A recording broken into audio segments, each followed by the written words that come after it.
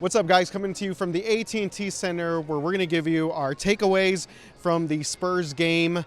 And we're switching things up again because obviously this was a big night for number 9. Tony Parker gets his jersey raised to the AT&T Center rafters. What are your thoughts on just the evening Tony ceremony? 3 takeaways. The big 3 are now hanging from the rafters. There you go. Tony, Manu, and Tim. It's awesome to see all 3 of them up there. It was a great night.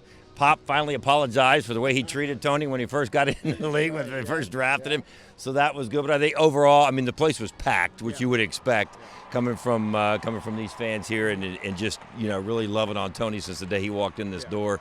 And what a deserving night! What a great night! Nice speech from Tony, and of course a lot of his French team was here, and then of course some of his teammates, Tim and Manu and Pop, and some of the other guys were here to congratulate him and honor him on his special night, and what a great night it was. Absolutely, and even so packed to the point that as we are recording this, Tony is still there taking photos with friends and family that came to San Antonio for this big night for Tony Parker.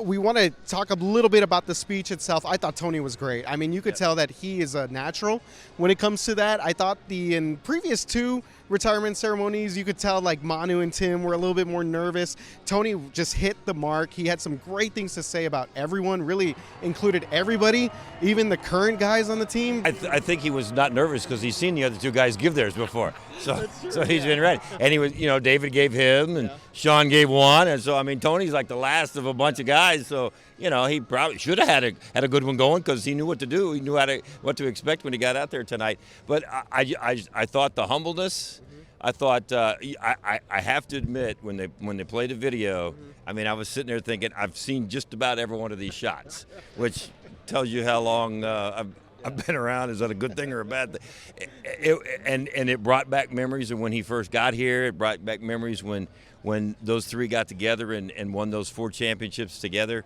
And it was and that's the way I think a lot of these fans felt. Pretty unbelievable stuff. I thought when Tony said that, you know what, I mean, they can talk about the wins all they want, but the bond and the friendship that those 3 guys especially had, even after basketball now, they still hang out, they still kind of get together. So I thought that was pretty cool to hear. My favorite is off the court, that we still talking, still spending time together, still playing tennis together, still going to the ranch, having fun with Timmy, talking all night.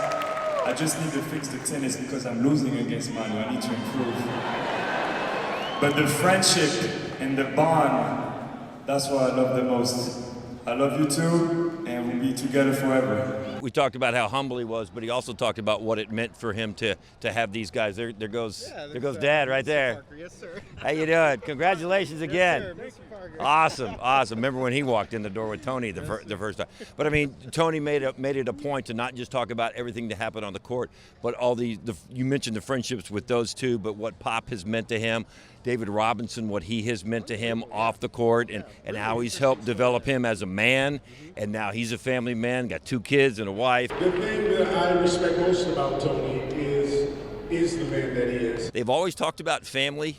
Well, there it is right there. You see what family means. It's not about what happens on the court all the time. It's what happens off the court a lot of the times as well. Pop really kind of said that he was hard on Tony, and I think that is one of the things that I'm going to take away from this, is that Pop's even admittedly so apologized, saying that he was very hard on Tony, and I think that was a big deal, seeing Tony grow up. I think that's what made him a little bit different from Tim and Manu. I think he said, I apologize for abusing you mentally and physically when he got here. So, but there were some great moments and some really nice speeches from Boris Diaw's been following Tony around, or Tony's been following Boris Diaw around for years. I don't know which one's following who, but it was really it was a fun night overall, and to finally see the big 3 up there in the rafters, all 3 of their jerseys hanging from up there, 21, 20, and 9 to join the other ones, 10 altogether. That's pretty cool. That's pretty cool sweet. There.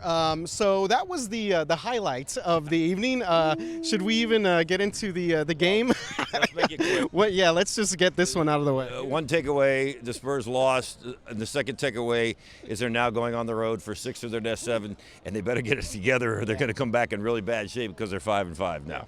Absolutely, yeah. So again, the Spurs do lose to the Memphis Grizzlies tonight at the AT&T Center.